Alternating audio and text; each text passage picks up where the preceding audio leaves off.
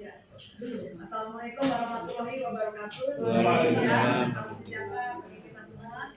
Yang saya hormati Bapak Syahbudin, yang saya hormati Ibu Eri, yang saya hormati Ibu Rina, dan saya hormati Pak Heri, dan semua yang saya kasih dan saya cintai rekan-rekan sekalian. Apa kabarnya Bapak Ibu siang ini? Baik. Saya mau tanya dulu ya, siapa yang belum makan? Dulu kali. Siapa di sini yang tidak butuh kasih sayang? Werni. Bagus, ada tunjuk, bagus, itu udah benar, itu jangan sampai dengan itu. Aduh Maya. Siapa di sini yang tidak butuh kesenangan? Bagus, jangan ditahan, Mbak. Situ katanya tiga ya.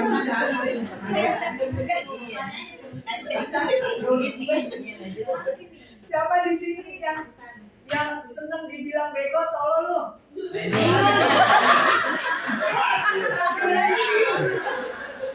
Ya, baik, saya berbicara itu Bapak Ibu karena kita sekarang mau menganalisa kebutuhan dasar manusia, kebutuhan dasar manusia juga untuk murid-murid kita terutama. Tapi sebelum kita mengajar, memang kita penuhi dulu kebutuhan dasar kita sebagai guru. Istilahnya kalau guru aja kita nggak kenyang, ya kan? Masih lapar, sakit, iya kan? Tidak ada kasih sayang dari orang, tidak diakui, bagaimana kita bisa memberikan yang terbaik buat diri kita.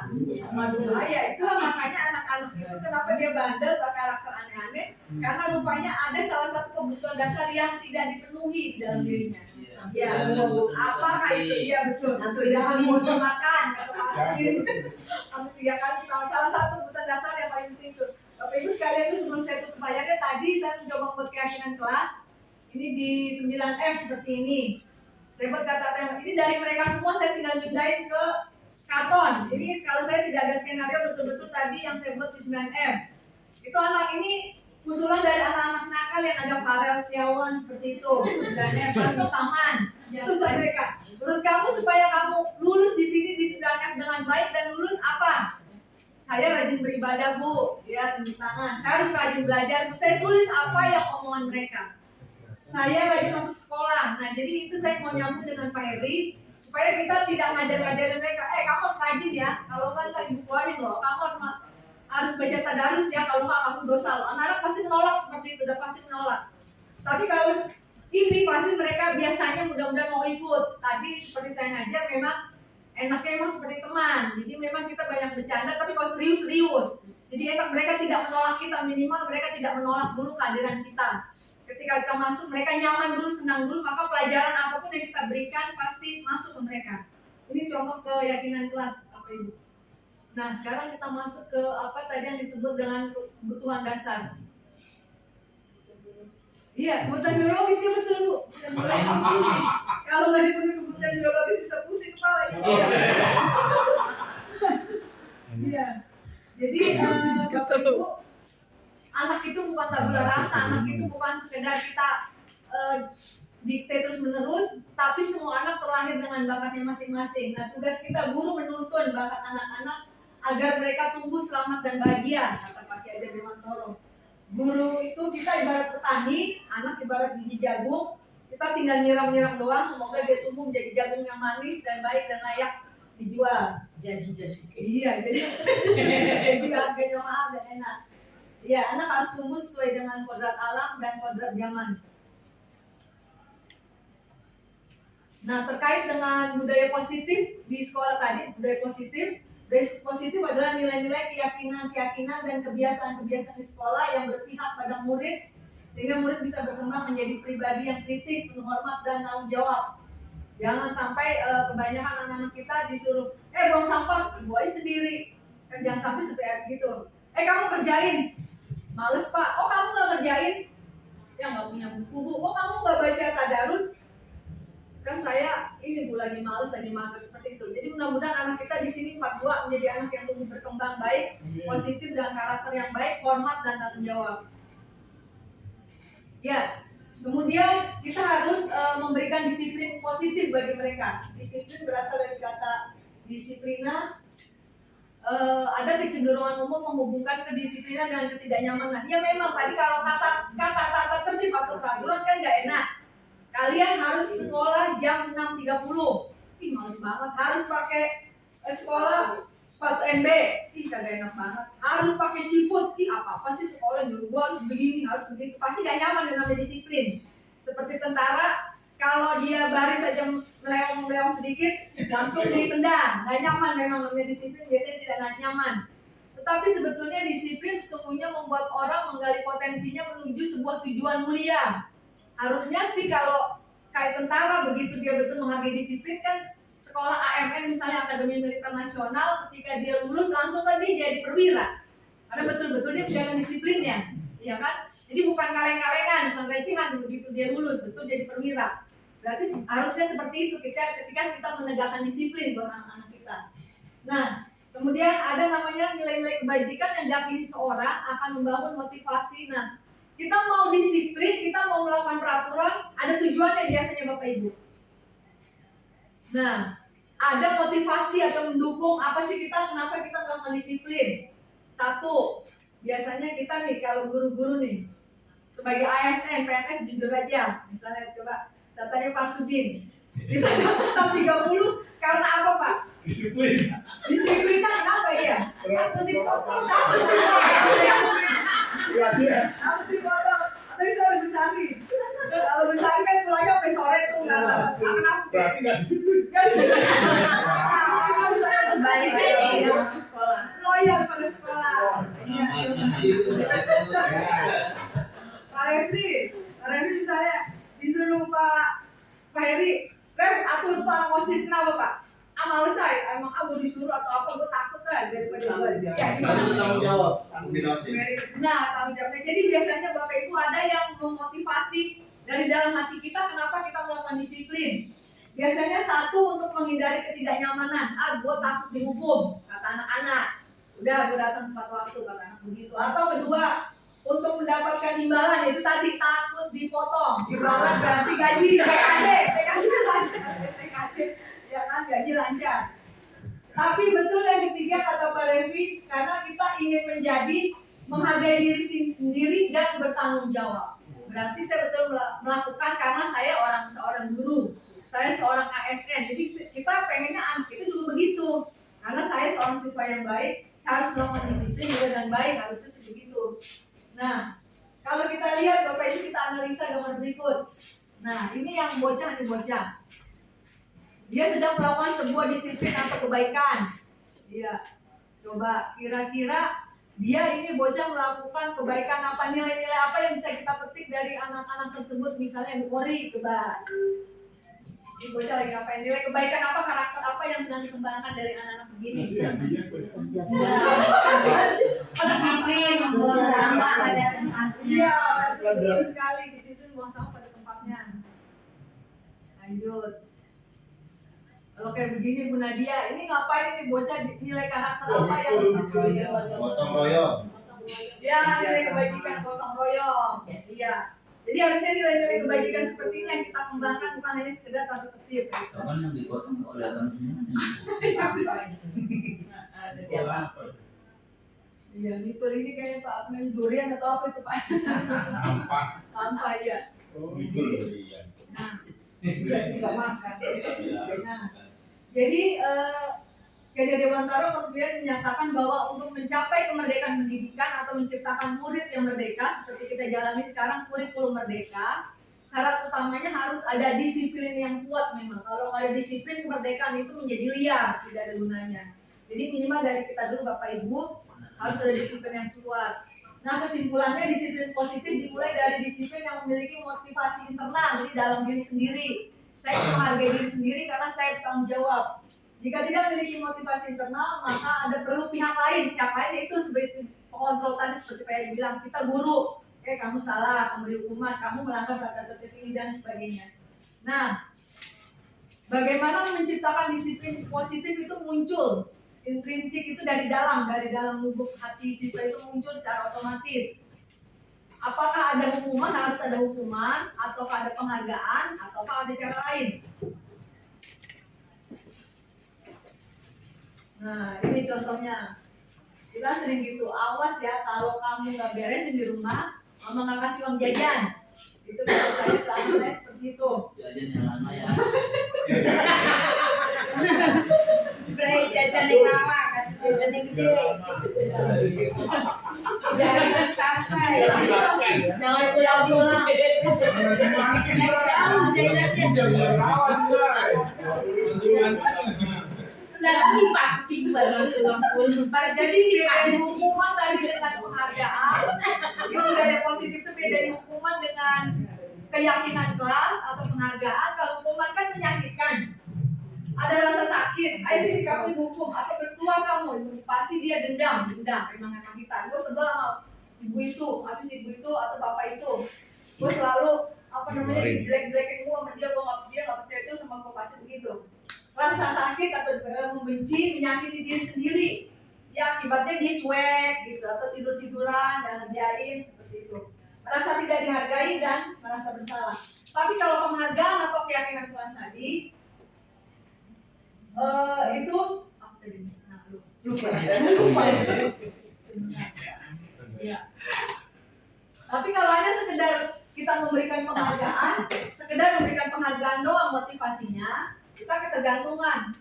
Gua ini kerjain ini biar gua dikasih nilai bagus terus. Atau anak-anak kita, saya mau bantuin mama nyuci piring, ntar abis itu dikasih uang jajan 10.000, ya kan? Kemudian merusak juga hubungan, jadi hubungan cuma sebatas uang atau sebatas hadiah. Mematikan kreativitas, jadi kalau tidak ada dorongan dari dalam tadi intrinsik, jadi anak-anak nggak berkembang dengan sendirinya, jadi mereka tergantung hukuman atau penghargaan atau reward doang. Nah itu tadi keyakinan keras tadi sudah dibahas dengan Pak Heri. Sekarang baiklah saya akan menyentuh sedikit tadi yang namanya kebutuhan dasar. Ya Bapak Ibu mohon memperhatikan video ini karena habis ini ada kuisnya. Sedikit.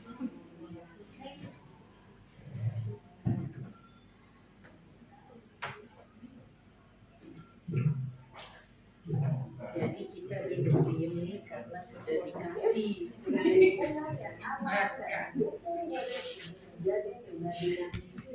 ini ketimbang dan bahagia. Jadi salah satu biar kita dia kasih guru adalah kebutuhan dasar yang mendasari perilaku murid. Pada video kali ini kita akan membahas tentang 5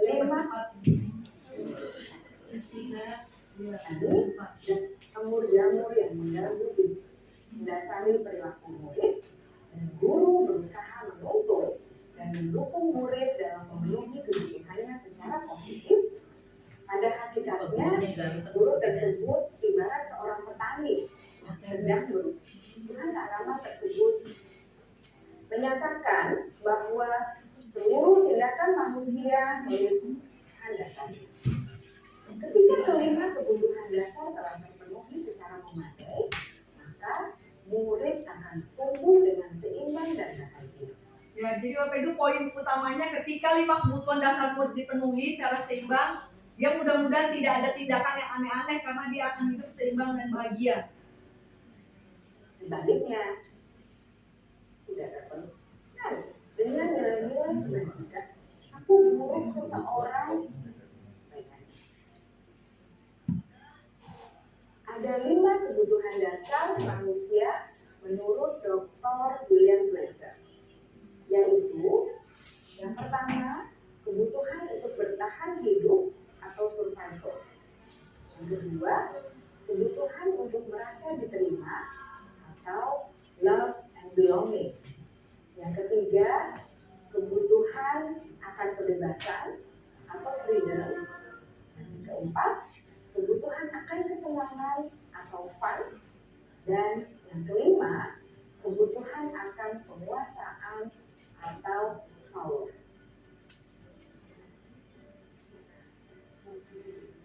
Kebutuhan dasar yang pertama adalah kebutuhan yang bersifat fisiologis untuk bertahan hidup atau survival.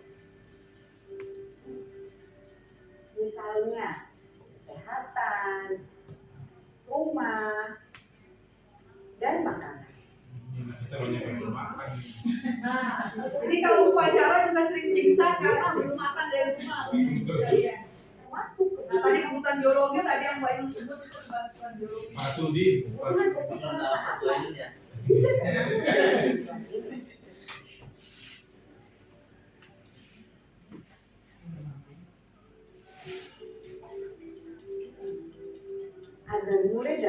belajar dengan baik, kebutuhan mereka akan merasa aman.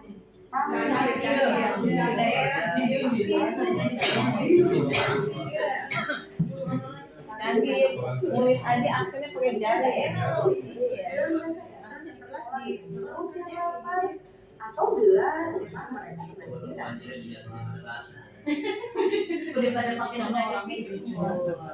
Setelah kita mengetahui kebutuhan pertama yang sebagian besar kehidupan fisiologis, mari kita lihat kebutuhan kedua sampai kelima yang semuanya berhubungan dengan psikologis.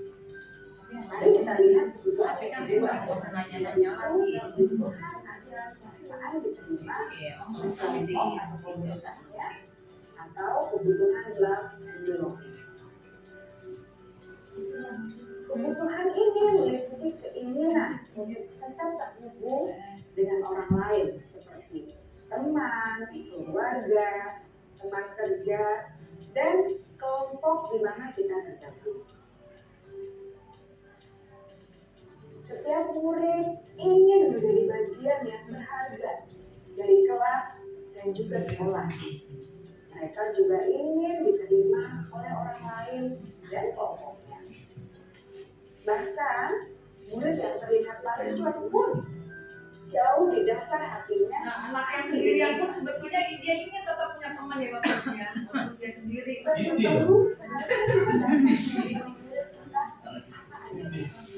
Sesuai dengan kodratnya. Karena setiap murid adalah unik. Mereka memiliki kekuatannya masing-masing, sehingga guru seharusnya bisa menciptakan kesempatan untuk murid kolaborasi dan memiliki ikatan emosi satu sama lain. Murid-murid yang memiliki kebutuhan yang besar untuk merasa diterima, biasa pernah suka pada gurunya. Mereka juga suka bekerja dalam kelompok. Kebutuhan yang ketiga adalah ikatan emosi satu sama lain. Murid-murid yang memiliki kebutuhan yang besar untuk merasa diterima, biasanya mereka Ya Bapak Ibu, jadi yang pertama apa tadi sebelum kita masuk ketiga supaya jangan lupa kebutuhan yang pertama survival yang berhubungan dengan fisik ya, fisiologis fisik. Nah, yang keempat lagi psikologis. Yang pertama tadi apa kebutuhan? Pengen diakui. Diterima dia.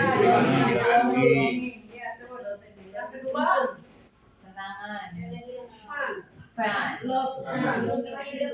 ya diterima cinta ya, terus Bebasan. ya lanjut terus belajar karena susah pada gurunya. Mereka juga suka belajar. Kebutuhan yang ketiga adalah kebutuhan kebebasan. kebebasan. Dan yang ketiga kebebasan. Murid harus diberi kesempatan untuk membuat pilihan dan bertanggung jawab atas pilihan yang mereka telah ambil. Beri mereka kebebasan bukan berarti membiarkan mereka melakukan apa saja yang mereka mau, melainkan lebih memberi mereka kesempatan untuk membuat pilihan, menyuarakan pendapat mereka dengan percaya diri, dan memberi mereka kesempatan untuk mencoba hal-hal yang baru. Pembelajaran dengan metode yang beragam dan menarik juga akan memenuhi kebutuhan murid tentang kebebasan ini. Pembelajaran berdiferensiasi, di mana guru menyediakan beberapa jenis tugas yang bisa dipilih. Ya Bapak Ibu, ternyata pembelajaran berdiferensiasi pun termasuk untuk memenuhi kebutuhan mereka untuk atas kebebasan ini. Misalnya kamu lebih nyaman dipresentasikan ngomong atau nulis. Nah, saya nulis Bu, saya nggak berani ngomong. Oke, silakan kita terima dia. Itu namanya berdiferensiasi. Jadi seperti itu Bapak Ibu. Oleh murid sesuai dengan mereka, sangat baik untuk mengembangkan murid menjadi lebih mandiri dan memiliki motivasi internal. Karena kebutuhan akan kebebasan pada dasarnya adalah kebutuhan untuk mandiri, memiliki otonomi, memiliki pilihan, dan mampu mengendalikan arah hidupnya sendiri.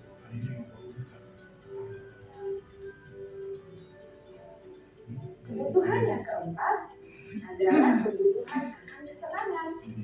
Bayangkan Bapak Ibu, hidup tanpa rasa senang. Betapa menyedihkannya.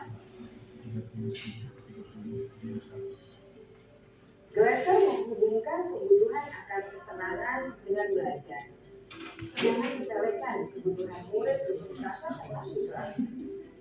Sebagai guru, jangan ragu-ragu untuk dengan sengaja memasukkan kegiatan yang menyenangkan dalam kelas. Murid-murid dengan kebutuhan dasar kesenangan yang tinggi ingin menikmati apa yang mereka lakukan.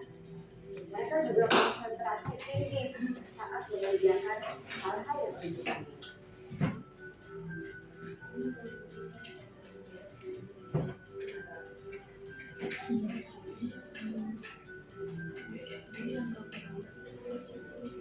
Kebutuhan yang kelima adalah kebutuhan akan kekuasaan.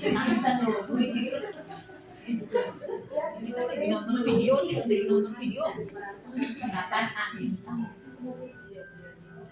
Jadi terakhir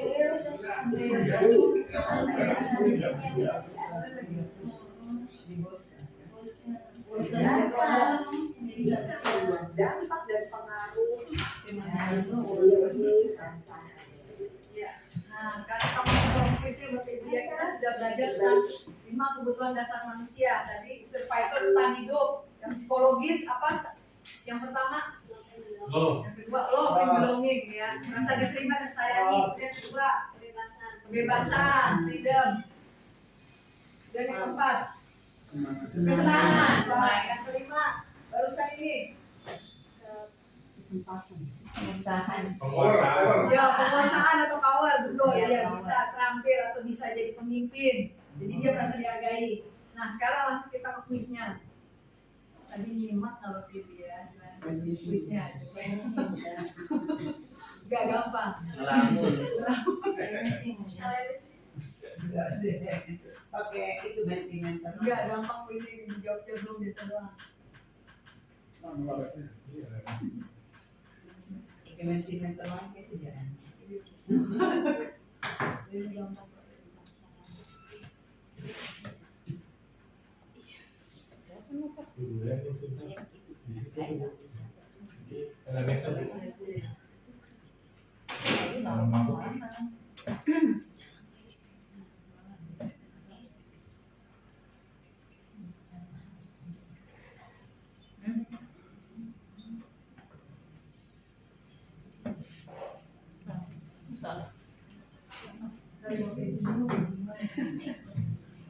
Ini juga sama itu.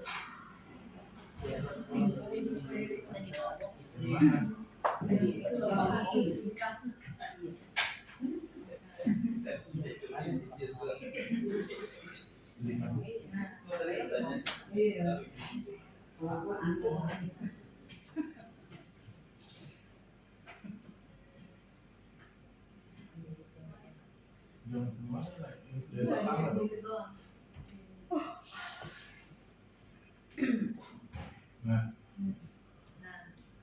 Nah, coba kita baca Bapak Ibu. Coba benar atau enggak sama ya.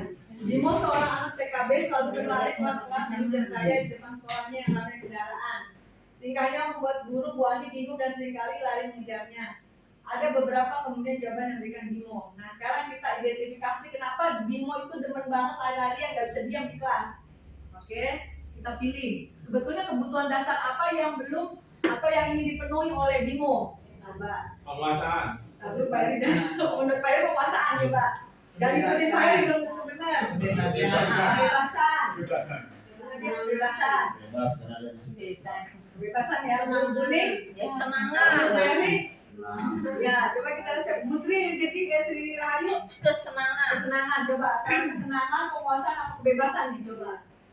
Lagi cinta kasih, coba. Cinta kasih dong. Aku cinta kasih saya, Bang. Kasih deh. Oh ya, Bu. Itu biasa. Saya nggak ada yang paling banyak. Coba jawab kesenangan. Nggak ada, bagus. Ya, jawab kebebasan. Banyak. Nah, kita lihat yang banyak bener nggak kebebasan. Kita pilih.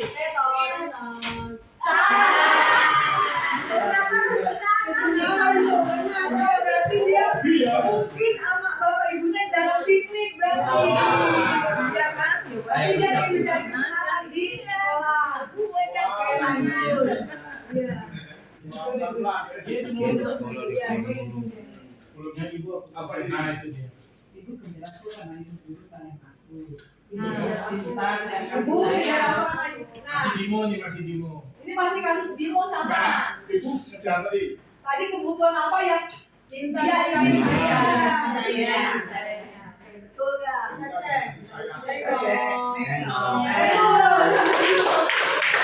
Ya lanjut. Aku hebat kan. Tapi kalau dia bilang, gua hebat nih, gua bisa kerjain masalah. Apa berarti? Penguasaan. Ini kata Bu Waidun, Penguasaan.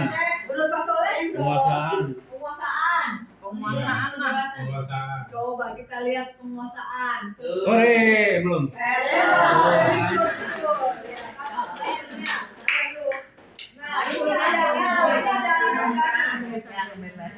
Kebebasan. Bosen ah, keluarin mulu, bosen jangan mulu. Bosen sama ibu ceramah mulu, bosen. Pengen bebas. Bebasan. Oke, bebasan.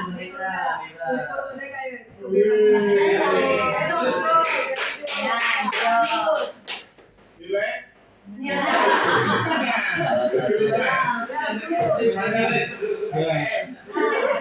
Di Bimo bebasin aja mau belajar mau kagak. Kelas 3 SD begitu sih, belajar kelas nangis dan ngomong pada ibunya. Saya benci mau mengurangi katanya. Abis ibu guru bilang aku tidak boleh sambil nyanyi, Bu. Kalau tidak katanya bisik ke dalam jangan nyanyi, diam aja. Kelas sama. Kan udah seru Bu jadinya. Nah, kebutuhan dasar apa yang coba dia penuhi? Hobi. Pak Sudi kayak masih mikir Pak Sudi. Setuju kok Pak Sudi. Senang ya. Ya. Senang nyanyi. Senang ya. Senangan. Lanjut. Ija. Dinda. Dia curhat juga sama ibunya. Cinta dan kasih sayang. Kok saya dicuekin padahal pas saya punya rambut baru. Aku Penguasaan. lanjut. Aku sebel.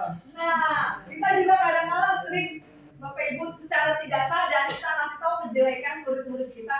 Nih, kamu gambar jangan begini ya. Ini jelek, jangan ditiru, jangan dicontoh. Kayaknya itu bisa saja menimbulkan sakit hati anak-anak. Gitu kan? Kebebasan. Nah, sebetulnya dia merasa marah. Iya, merasa malu digituin. Iya. Tapi dia marah, iya. Tapi dia curhat. Nah, Kebebasan. apa? Berarti Kebebasan. Kebebasan. Apa Mbak Inun? Cinta. Apa Pak? Cinta Kita dan kasih kasih sayang. sayang. Apa Melisi? Ya, betul. Ya, ya yang mana? Yang di bawah, yang paling bawah. Cinta dan kasih sayang. Oke, kita lihat. Bisa juga nanya disayangin dulu. Ini perlu kita kasih sayang. Oke, kita lihat. Leto. Oh, saya. Puasa. Iya. Iya kan? Aku bosan. Nah, Ini baru kebebasan. ini baru. Karena Kalau kita bosan, ternyata mungkin ceramah doang, habis ceramah ngerjain tugas, ceramah ngerjain tugas. Kebutuhan apa yang kurang pada anak ini? Kebebasan. Kebebasan. Freedom. Kebebasan ya. Kebebasan. Oke, coba kita lihat Freedom is a society, it's boring. Iya, itu baru saya yang bebas, jangan divisi dulu. Iya. Mana di dunia mana? Oh, saya Freedom. Dimas tuh masih ada. Oh, kita lihat kasusnya. Biar nggak ngantuk. Oke. Tahun ini Dimas benar berusia 17 tahun, dia senang sekali ketika ayahnya mulai mengajarkan cara menyetir mobil. Dia pakai Kesenangan. tangannya berarti menyetir. Happiness. Alhamdulillah. Dia dengan senang sekali berlatih sampai akhirnya bisa menyetir mobil dengan baik dan lancar. Ketika ibunya bertanya pada Dimas, apa yang membuat dia ingin bisa menyetir mobil ketika jawaban Dimas seperti itu? Enak nyetir mobil ternyata seru, gila enak aslinya. Definitely. Berarti dia apa yang dia coba penuhi dengan berkata seperti itu. Bisa terdidik Pak Surya. Jadi berarti ya masih sama, masih sesiras. Dia nyetir mobil, kata dia biar bisa jalan-jalan naik mobil sama teman-temanku. Kebebasan. Kebebasan apa guna dia? Kekuasaan. Kebebasan dia bisa. Oh, biar bisa jalan-jalan coba. Bisa jadi kebebasan itu. 50-50. Oh, kalau anak muda penguasa, kalau yang dia ini saja. Saya mau ini sama jawabannya apa? Oh, don't take island gitu. Kebebasan. Kebebasan.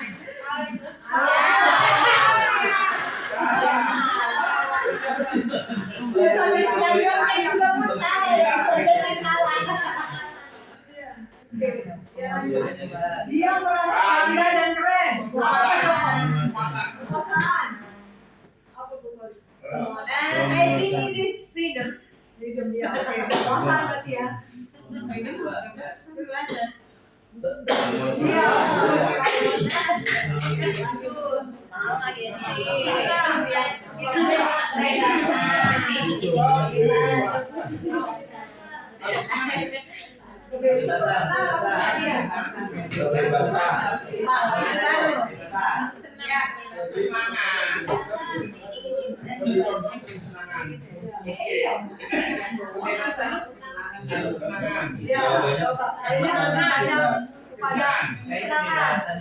Kesenangan ya, aku senang. Sekalian kata aku senang juga. Kita lihat.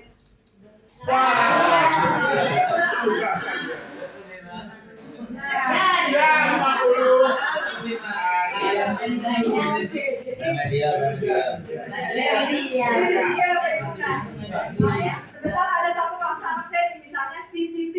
Rumahnya kecil katanya kecil jadi enak. Ya, dia sering masuk sekolah. Sebetulnya kebutuhan apa yang tidak bisa dipenuhi yang dia sedang cari sebetulnya dia bersikap saya tidak masuk sekolah misalnya.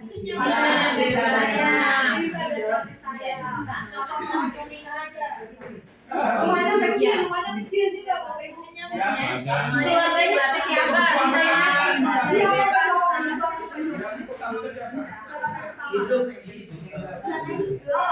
Survival. Ya rumahnya aja kecil. Jadi dia tidak bebas di rumah, di sekolah tidak bebas, carilah dia ke tempat lain. Sekarang Bapak Ibu coba kita analisa misalnya kasusnya siapa aja, ya kan? Siapa dia sering tidak masuk sekolah, kasusnya sering tidak masuk sekolah. Dia kurang perhatian, kasih sayang.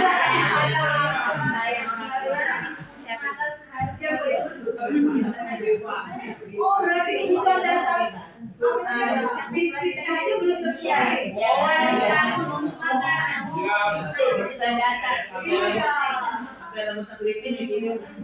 Jadi itu banyak sekali kebutuhan dasar dari nafas yang tidak dipenuhi oleh keluarganya ya. Di sini kita bertanya ulang, jadilah dia pemberontak. Iya kan? Seperti si Reno, coba Bapak Ibu kita analisa lagi. Ya kalau dia agak keras, ya kan? Sering mengintimidasi teman-temannya. Dia penguasaan. Dia sebutin gue ya, aku Bu. Penguasaan. Berarti mungkin di rumahnya dia tidak dianggap masuk. Iya. Di rumah dia tidak Iya, dia tidak diangkat-angkat kalau dia anak ganteng, anak bagus kayak Bumi kasih begitu. Nah, harusnya begitu. Jadi anak-anak tidak bandel dan menggoda. Anak legowo. Ya, demikian Bapak Ibu sekalian. Jadi diseminasi saya tentang budaya positif dan kebutuhan dasar hidup manusia. Terima kasih. Wassalamualaikum warahmatullahi wabarakatuh.